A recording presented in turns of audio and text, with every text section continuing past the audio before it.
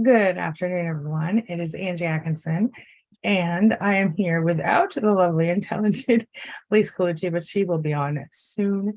I just happen to have a call that's coming shortly, and so you're stuck with just me today, at least for a little while. So as I am waiting for the chat to populate, start to see everyone there, yeah, I can do a Q&A poll. There's all this really cool stuff. Anyway, okay.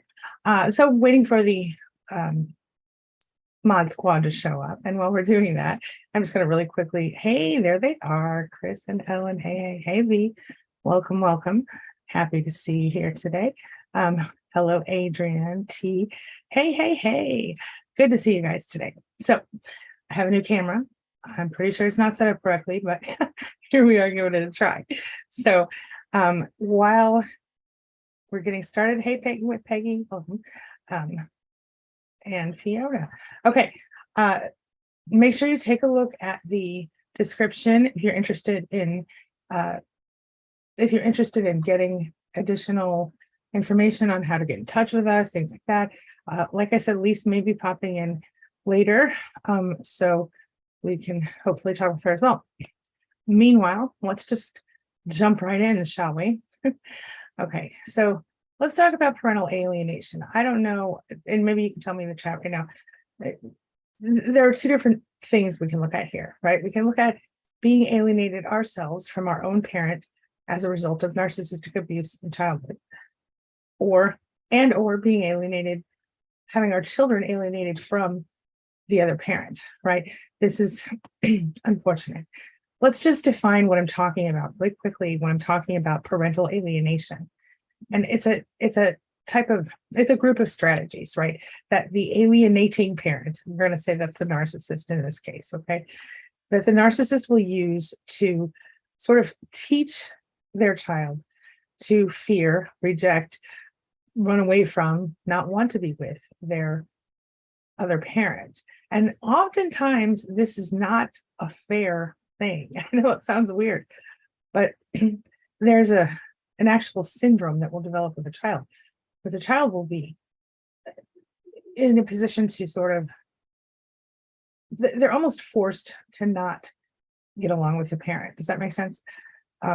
So yes, alienate from family is what I'm talking about. Did I say isolation? I'm sorry about that. Oh, Nicole Angelina, I remember, you must have been the one that taught me that. I remember several years ago, we were doing a live stream and you came on and said, try the garlic. And I did, and I literally was better within minutes. It was crazy. Okay.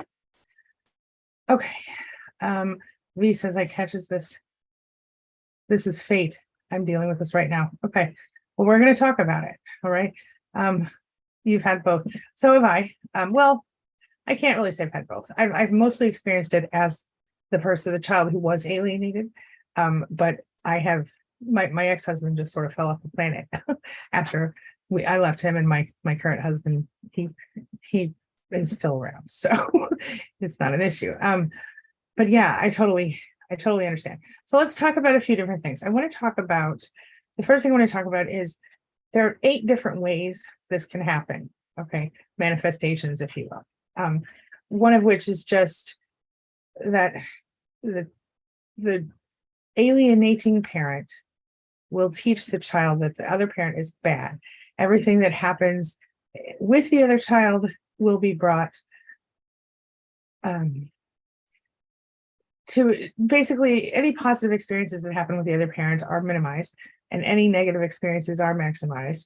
And basically they become, the child thinks that they just don't like that parent, but the truth is they've been groomed that way, right? And that happened to me. I remember literally feeling guilty because I wanted to see my other parent, but my alienating parent would not let me feel okay about that, if that makes any sense. If you experience that too, let me know. So it's kind of a smear campaign that happens. Another thing that happens is the parent who is alienating will rationalize their behavior and shift up the other parent's, just, we've already talked about that basically. The children will manifest different things though. Okay, so the children will join on this smear campaign, and they will look at the other parent, the alienated parent, and they will feel like that parent is weak, or that parent is bad, or that parent is evil, or whatever. And I think, I just realized something. And I think that's something that happens in a pretty, it's pretty common. Okay, let me just worry about this. I was just going to try to change my resolutions. I realize I look way too bright, but that's silly. I shouldn't be worried about that right now. Sorry about my face. Anyway, okay. So the other thing is that children who are going through the alienation, they will be intense, and they will be hostile, and they will be essentially acting as an arm or an extension of the alienating parent. I mean, and the thing is, they won't feel guilty, because the alienating parent is teaching them that it's good and it's right for them to intentionally push away the other parent. They will act, they will even reject the other parent's family members. Okay, it's ridiculous. So I'm going to come back here. I'm going to look into some of this chat, because we have Peggy over here saying all the good things. Thank you, Peggy. Let's see what she's got here. Okay. Hey, what's for tea? Long time no see. How are you? Okay, let's see. Grace, the goddess, is going through this right now. I'm so sorry. So is Moonlight Star. Okay. Ellen says, I've had both happen. One parent keeping me from another, and having an ex-spouse keep our children from me for 10 years. I'm so sorry. That's awful. Awful. Hey, Shastina. Good to see you. Neemon Dragon says it's happening and has happened. Yeah. V says he stole my child in August, making up lies. Right now, I'm dealing with it with a lawyer and court. My child nearly, oh boy. So, basically, the child was saying she's giving him nightmares, and I'm so sorry. I cannot even. Same with Ellen, same with Leslie. Okay. So you guys felt the guilt as well. Jack says, same, trying to regain access, how to recover the child with a child. So here's what maybe will help those of you who are currently being alienated from your children. Even though I said to my parent what my other parent wanted me to say, and I behaved in a way that my other parent wanted me to behave, that was when I was small, young. As I got to be about 12 or 13, I realized I was allowed to feel what I felt up to a point. I mean, I still felt guilty about it, but I never didn't want to see my other parent see. And that's the thing that I think a lot of people don't realize. It was always about, like, I always wanted to know, oh, and we'll get to that one too, Peggy. Okay, Peggy says, okay, wait a minute. Let me get back to what I was saying. I'm so sorry. Is Lise back in here? Yeah, let me check. Nope, not yet. Okay. So for me, even when I was in the act of helping my one parent to alienate the other, I was only doing it because the primary parent would be angry at me if I showed any weakness in regard to this parent. And so I just hid my feelings. So my point is, when I finally did reconnect with that parent, I was able to do so in such a way that I wasn't angry at him. I thought I was angry, but I wasn't at him. Later, literally just a few years ago, I woke up and realized I was very angry at the alienating parent. So I would say to you that, Jack, she's now 15. Okay, so if she's 15 right now, then you've got, just, if you're able to reach out in any way, do so. If not, at least by 18, you should be able to. I would try maybe sending a message through Facebook or whatever people, what are they using now? Instagram, mostly, I think, something like that. I think it just comes down to always, anytime you have the ability to reach out to that kid, you want to say, I've always been here. I will always be here. I love you. Just connect with me if you can, or whatever. Your child doesn't hate you as much, or probably doesn't hate you as much as you might think. You will tell the truth when you have the opportunity. Until then, just be really careful. And I wouldn't say anything negative about the other parent, even though there are plenty of great things to say. But I think that will further alienate your kid. Just a thought. Okay. Peggy says, and then there's the third option, the child who is narcissistic and ghosts and punishes the loving parent. That happens more often than people admit. Sure, it can happen. And I think it happens especially in situations where maybe the child's other parent was a narcissist and the child has always sort of gone with that parent's opinion. It could happen because of something like, what's it called? Acquired situational narcissism, where the child grows up and gets some kind of big crazy career and suddenly parents aren't good enough anymore, things like that. And other reasons, many other reasons. It's true. Okay, Nicole Angelina says, my daughter's father does that to her with money. He told her if she keeps dealing with me, he was not going to buy her a car. I don't have a relationship with her or my grandchildren. Oh, I'm so sorry.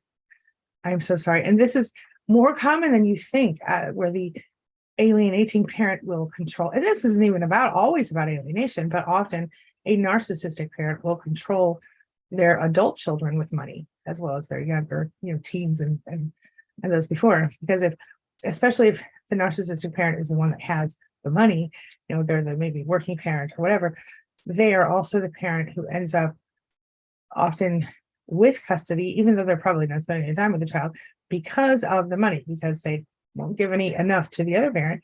And then they bribe and they cajole and it's awful. It's awful. I'm so sorry to hear that, Nicole. Shastina says, 10 years since I left, kids all grown up now, but I feel the rift from all the narcula. Okay, so for those of you who don't know, we made up some several years ago when I was doing daily live streams. We made up the term narcula. We thought it was funny to call them that instead of anything else. So thanks for the memory on that. But I'm really sorry that you still feel a rift from the kids. I'm so sorry to hear that, Justine. Moonlight Star says, I'm 26 and discovering my dad and brother are narcissists. So Moonlight Star, were you alienated from your mother then? Is that what I understand? That's harsh. That's harsh. Chris says it makes perfect sense. I saw my husband's ex-wife. Oh, yes, you did. Chris saw her husband's ex-wife do this with the stepchildren who she really has been raising since they were practically babies. And I mean, I won't tell your whole story for you, Chris, but she's a really good mom. I'll just say that. Okay. Let's see here. So we have Redheaded Riding Hood. Hey, girl. Hey. Okay. Let me get back to where I was. I'm going to get to your comments though. Don't worry. Moonlight Star says, I have a home, but so many injustices have been done against me. I feel your pain. Oh, what's for tea? You're so right. The children can also become flying monkeys. Many toxic parents do this. They show their children, they use their children as flying monkeys. They spy on the other parent. They use them to, I remember my alienating parent once was away, and the person they were married to at that time, who was not my parent and who was not the person, anyway, doesn't matter, drove me around at 5 years old or something to find that parent, and it was ugly, and then I was blamed. We're gonna move on. Okay. Oh my, Leslie says, I'm a twin. My mother triangulated my brother and I and all of her children. That's a very common narcissistic parent thing to do. And it will also alienate you from your siblings. I have had that experience, unfortunately, as well. Yes.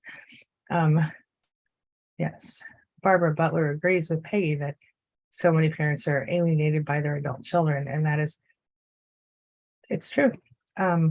But this happens, you see, it's a tough thing to talk about here, because the fact of the matter is that very often, you would have to be on the inside to see who was the real narcissist. Do you know what I'm saying? Because of course, nobody thinks it's them. But I do know for sure that, Oh, Moonlight Star says, they've tried to make me an enemy of my mom. She's really mean to me too. I mean, maybe she is toxic. I don't know the whole story in your situation, Moonlight. But Leslie, that sounds terrible, being a twin, being alienated from everyone. She gets so mad at you. So with her being in the situation and being the alienated parent, from what I think you're saying, it sounds like she is playing into the role, which I guess could happen if she is blaming you for someone else's behavior. Yeah. Oh. Okay, let's see here. What's for tea says the children, yeah, we got that. Children can also become flying monkeys. Mima says, my oldest child at 15 told me her daddy told her all about me. She's now 41 and still hates me. Never said what daddy said, just mad at me. That is so sad and so wrong. I think it's really unfair. I have had the opportunity to explain to my other parent, the alienated parent, a little bit of what was said, but it was mostly just, I don't like that person, so you shouldn't like that person either. And lots of reasons, and lots of guilt tripping and all of this. It's awful. Yeah. It's really unfair to the child. Oh, and Moonlight is adopted. She sounds like she's got a lot of issues. I'm interested in knowing more. Maybe you had a situation, Moonlight, where you had a narcissist parent and then what's the word I'm looking for? It's like an inverted narcissist. It could be a covert. It could be, she might herself be one. I would have to talk to you more personally. Okay. Ellen says, my children are picking up their father's abuse, where their father's abuse left off with me. I mean, I'm just going to say this, take it for what it's worth. Honestly, I mean, I love my children. I'm grateful that I have them and that they understand who I am and vice versa, including the one who's already moved out. We're cool. But what it comes down to for me is this. I think the only time anyone ever gets unconditional love is if they're lucky from one of their parents. Okay. I don't think that you can say that you unconditionally love a spouse or anyone else in the world, because there are things that person could do to make you not love them anymore, right? Well, I like to believe that there's nothing a child could do to make me not love them anymore. But I know for sure, I do believe I love my children unconditionally, but I know for sure if one of them killed the other one or something, it'd be pretty hard for me to feel the same kind of love I feel now. And there was a situation where one of them did something to the other and I struggled with it. But I did, in the end, I still loved him, but I'm not a narcissist. So I think that, yeah. So I guess my point, Ellen, is that you don't have to spend time with your children and you don't have to tolerate the abuse. If they're adults, they've moved on to their own lives. You have the right to say, I don't really want to deal with someone who's intentionally hurting me, whether they came out of my body or not. Just say something to think about. I hate to sound so harsh about it. Moonlight says, this would make my parents look worse in the law's eyes. Well, sure it would. Yeah. And they probably wouldn't have even allowed you to be adopted had they been aware of all of that. Yeah. Redheaded Riding Hood says, oh wait, it's this Lise. Hold on. Redheaded Riding Hood says, this is what happened to me with my grown children. My oldest became his flying monkey and influenced my youngest to shun me. It was devastating. Oh my gosh, I'm so sorry. I'll tell you something. I have a client right now who I absolutely love, who's going through a similar thing. And it's really ugly when you know that a parent loves their child and is not allowed to have a normal, healthy relationship with their child. It's devastating, in my opinion. I'm so sorry that's happening to you, Red. Barbara says, you are not the fictional imaginations you've been left with. To Mima. Yes, absolutely. And I want to say that to all of you, any of you who have been alienated, listen to this. You are not the fictional imagined character that you've been portrayed as, right? It's incredibly unfair when a parent does this to a child and to the other parent. It can literally change the entire course of your life. And it's not in a good way. Okay, Jack says, when do children figure it out? She's 15 now. Again, I figured it out. I didn't fully understand that I wanted to see him until I was a little bit older. I probably around 15, 12, something like that. Oh, I knew that I wanted to see him. I didn't know that it was okay to want to see him. And here's the worst part. Even though I don't want to say too much and get myself in any trouble, even though I really can't be in trouble anymore, but I did see him when I was a little bit older, but I had to be a little sneaky and keep it quiet. And I'm not saying that's right. I'm saying that's what happened. But even then, I felt a little bit pulled away. I felt a little bit like I don't think I understood until I was literally, I'm just going to say over 40. But he was very careful not to talk bad about her. And he was very careful to, which I respect, but he always respected whatever she was doing. I'm not saying he was perfect. He was not, but he would have seen me if she'd allowed it. So, and it's a really difficult thing to go through. So I'll just say this, Jack, it just depends on the child and the parent, how thoughtful she is, how long she did know you, how long you were in her life, and how outrageous the other parent is and what lies she's saying. I would have to know more information about that. Brandy says, I'm 43 and never met my biological dad or any of his family. I understand. I have met a few members, I think 3 or 4 members of the family, not counting half siblings. But I don't know them, and I'm mad about that for a number of reasons. I had a chance to meet some of them over the weekend, and I took it out.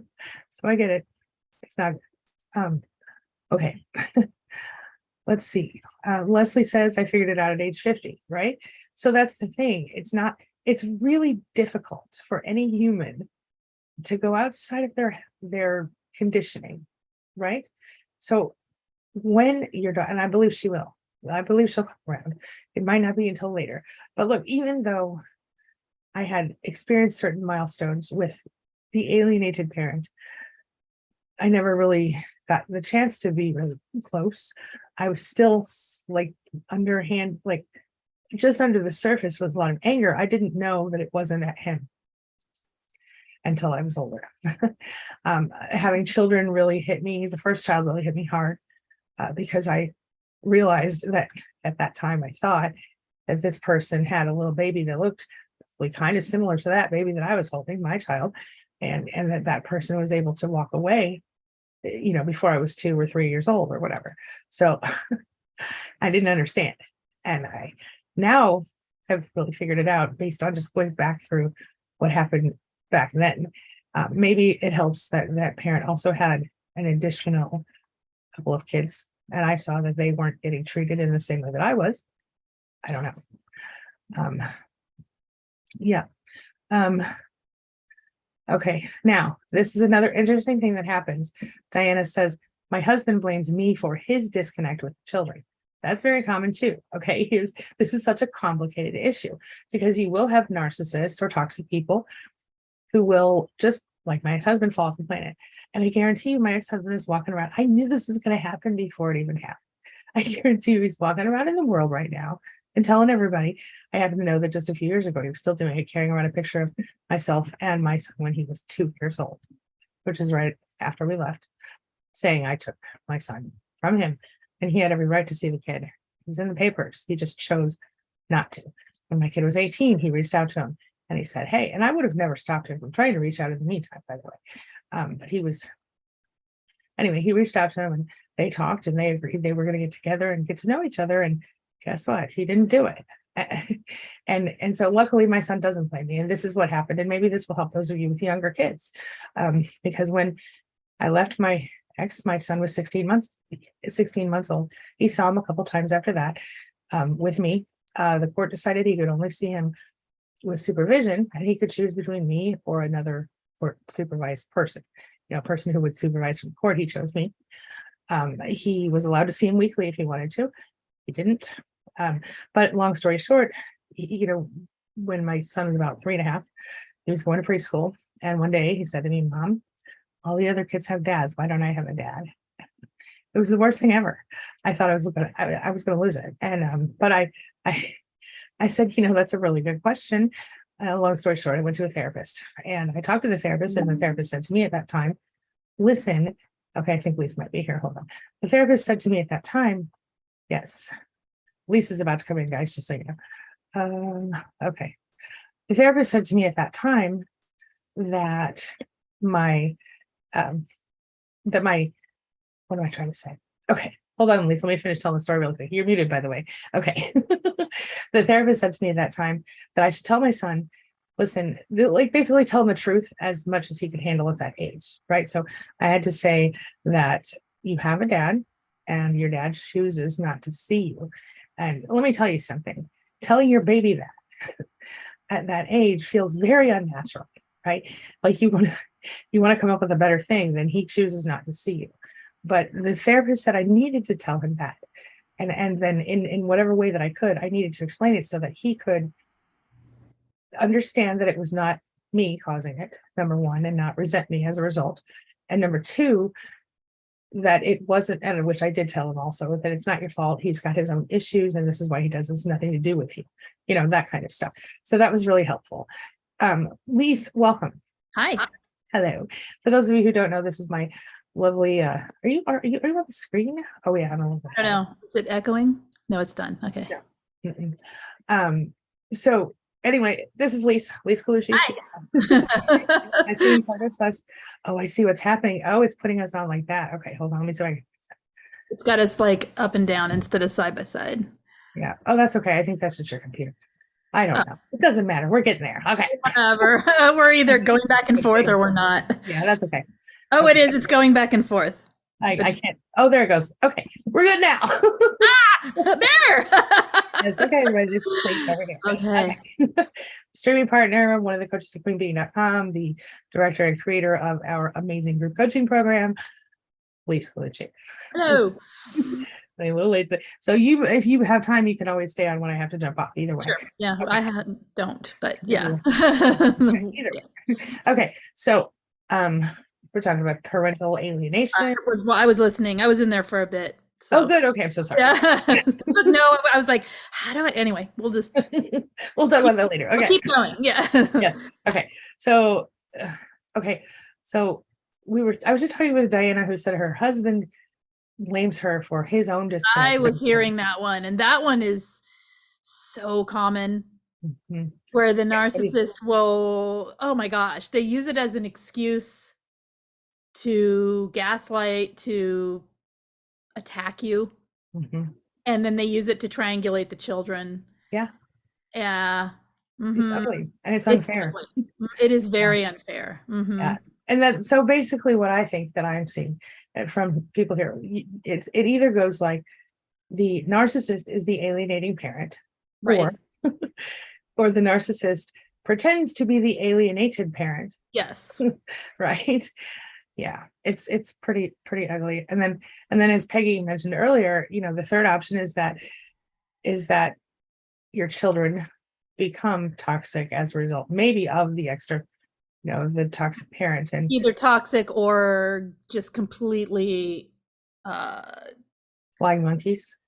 Yeah, like they just can't see, because they are benefiting from the narcissist. They can't see that it's a different reality for those who are being manipulated by everyone's being manipulated negatively by the narcissist. So they're being manipulated as well, and then they're totally falling for it. Yes. Yeah. Mm-hmm. Yeah. It's ridiculous. Yeah. Okay.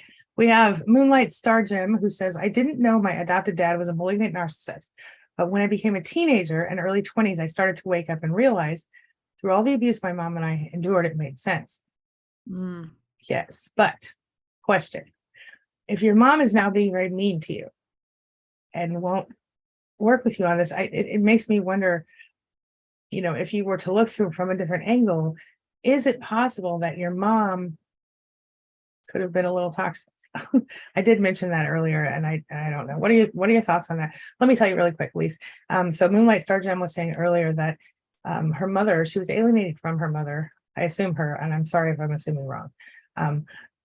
Alienated from her mother and by her toxic father, and now her mother, she's trying to reconnect with her, and she's really mean and hateful to her about things, and makes it really hard to try to connect. What are your thoughts about that? I think that there's a lot of times two toxic people get together and make babies. Yeah, it happens a lot.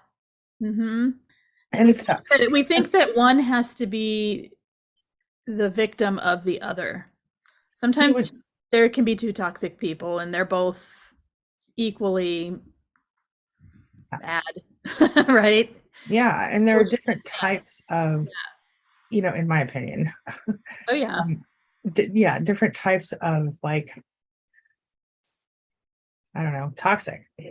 Right. And so one toxic parent, they might abuse the other the other toxic parent, but then you don't see some, like, especially if you're dealing with like one covert and one grandiose. Like the covert could destroy the grandiose just by not paying enough attention or something, or not, Right. it's there's so many different combinations we can be working with here. Yeah, people have their psychology, right? Everyone is acting from whatever, like, I mean, who knows? Mom could be have so much guilt from whatever that she can't, that she That's hasn't a good point. processed, that, like, we don't, people have to be willing to do their own work and Yeah. heal themselves from whatever's been going on in their life so that they can be good to others in their life. Yeah. And themselves, right? Yeah. We can't force that. Absolutely. I just realized that you have a call at the same time as me, so you won't Yeah, I do. late. Okay. It popped up on my screen. Okay. Okay.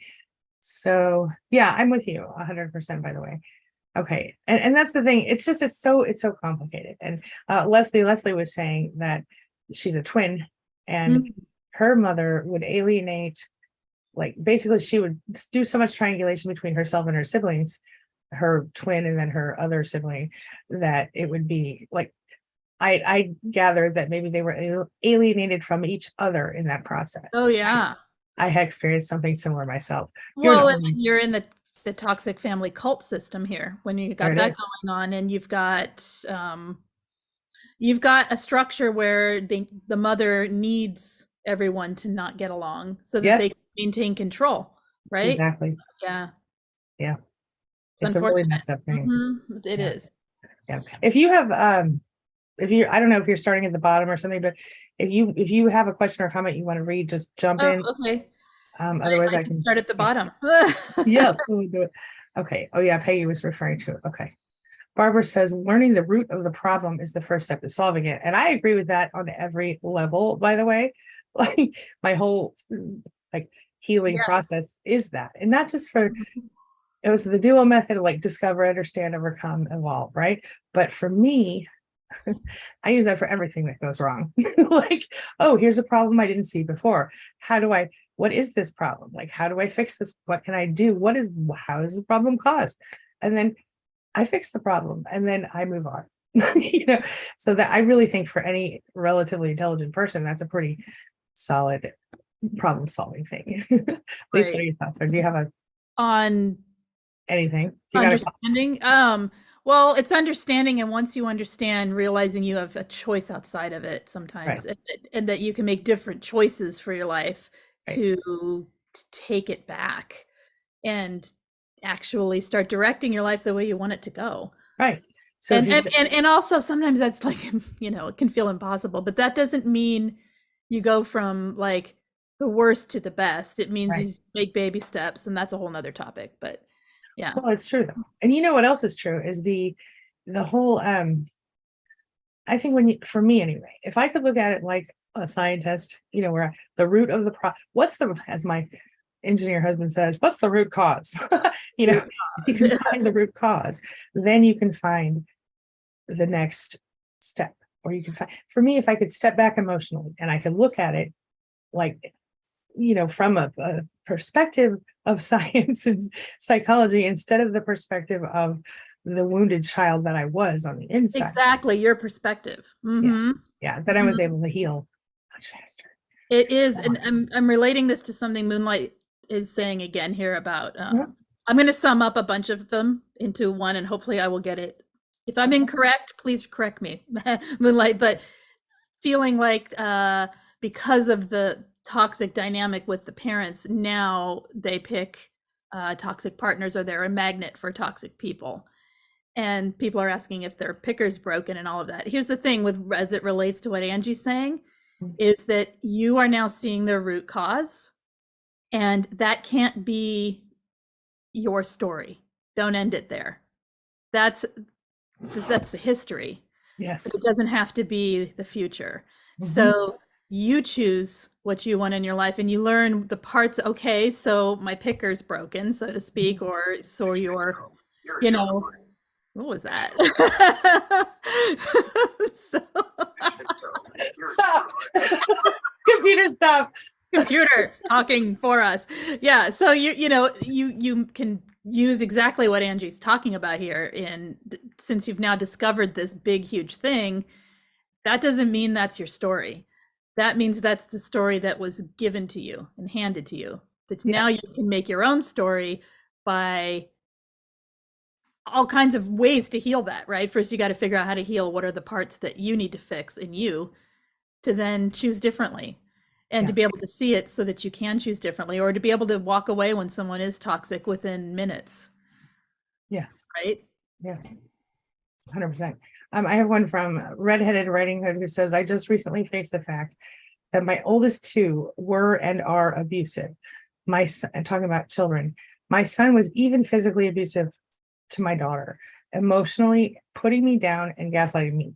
So that's a really difficult situation. What are your thoughts, Lise, about that one?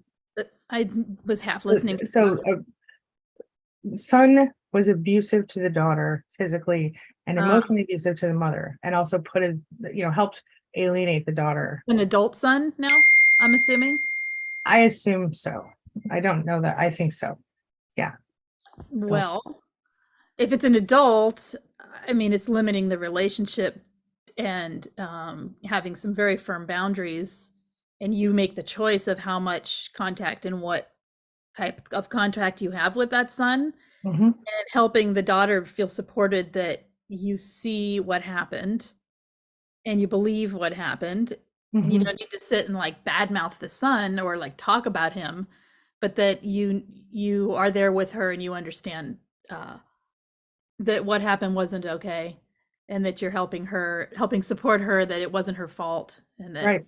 you know. Yeah. Mhm. 100%.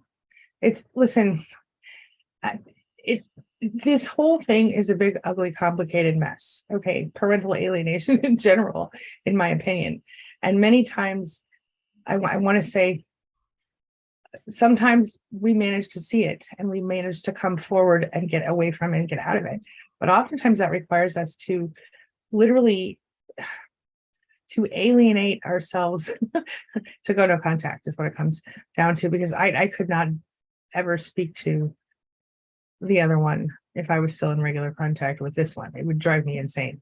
I can't. Anyway, that's a weird thing to talk about. Okay. Nicole Angelina says, I act like it doesn't matter. Nicole Angelina is alienated from her adult children and grandchildren by her ex. Says, I act like it doesn't bother me, but it broke my heart. Now I'm very careful with my feelings with my daughter. I try not to show her any emotions. And unfortunately, that's the very best thing you could do.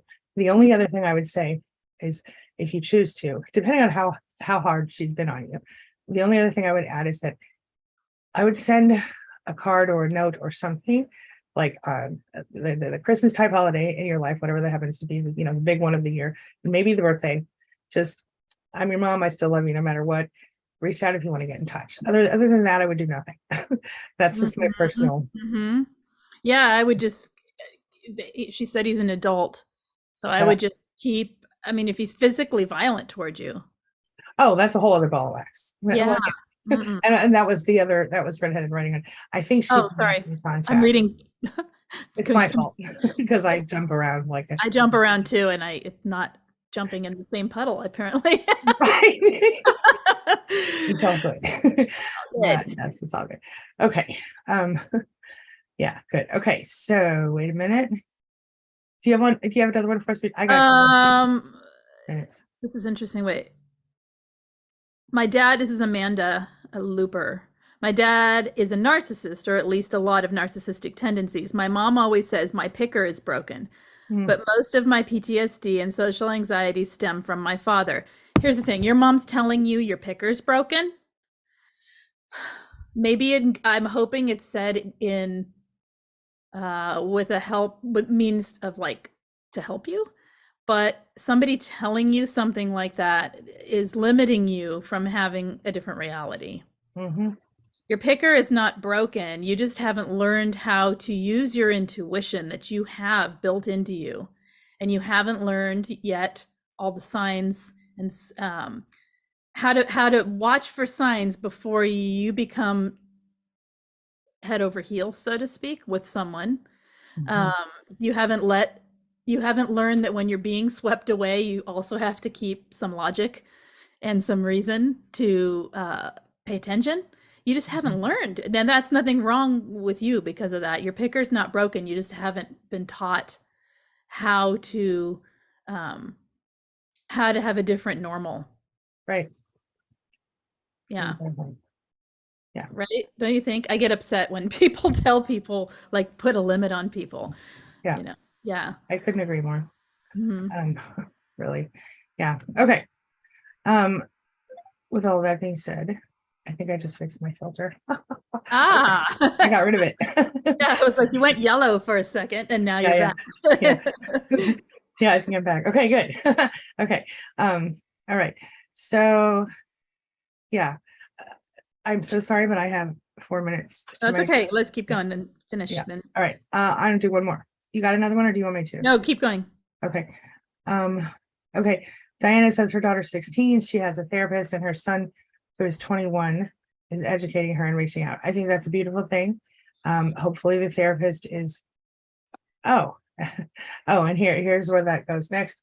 Now my daughter, who is 16, barely talks to her dad because she's now had the education and is not, or is getting the education and maybe feels like she understands better the truth. Mhm.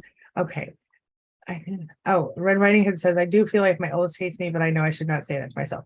Listen, whatever that person, whatever that child, adult child's feelings are at this time, clearly have not been formed based on your own behavior, right? Mhm. So whatever they think they feel or whatever they seem to feel, you're right. Don't say it to yourself. Don't focus on it. All you need to do is from where you are, love that child from there, if you can. You know what I'm saying? And what I don't mean that you have to do anything, but maybe you just send out positive thoughts or prayers to that child once in a while, or you just don't focus on that child at all. Because the fact of the matter is that when they're adults, we we can't we can't force them, and not that we would, but we don't want to force them to do anything. You know, if they're choosing, unfortunately, to be on the toxic parent side, like I said, I really think sending a card or a note twice a year. I'm still here if you need me. If your contact information changes, here's my new contact information.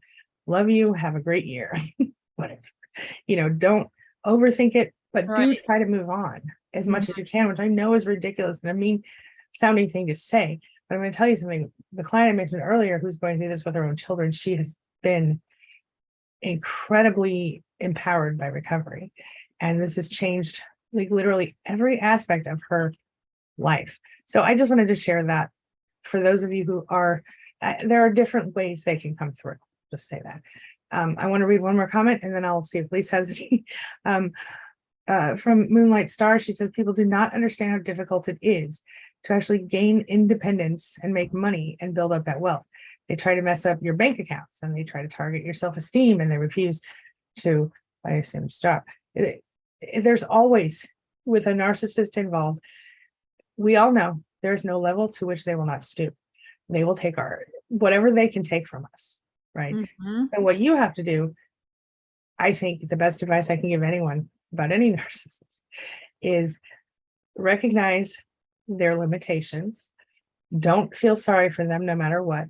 Mhm. And don't give them any more of your emotion and your sadness. I mean, that's an emotion. All right, I'll say emotion than you already have.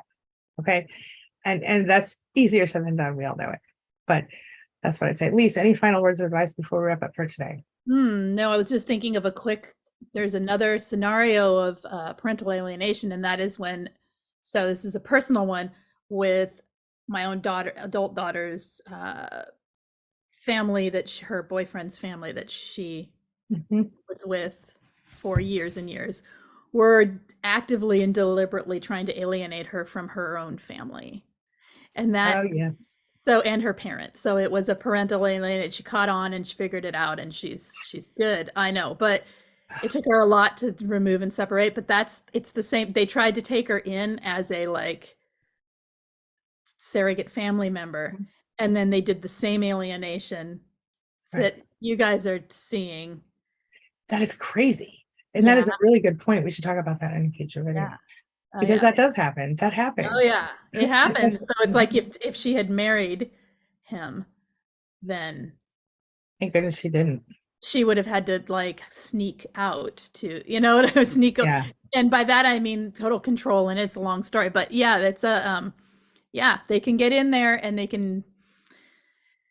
Narcissistic people, it's just really about them controlling the narrative and them controlling everyone else's narrative and everyone else's story so that their delusional world stays intact for themselves. Oh, it's ridiculous. It is ridiculous. Why you want that much control over another person? I don't know. I can barely manage one person being myself. I don't want that. Same. And they just take care of themselves. We would hope so. Yeah. Oh, yeah. Yeah. Yeah. Okay, here's a thought. Oh, sorry, go ahead. Yes, no, go. We have to finish. I just wanted to let everyone know, for those of you who don't know, we do have an adult children of narcissistic parents support group over on Facebook. We also have co-parenting with a narcissist and all kinds of other ones. So check those out at queenbeing.com/group-support. Plus, Lise has an ongoing group coaching program that's amazing.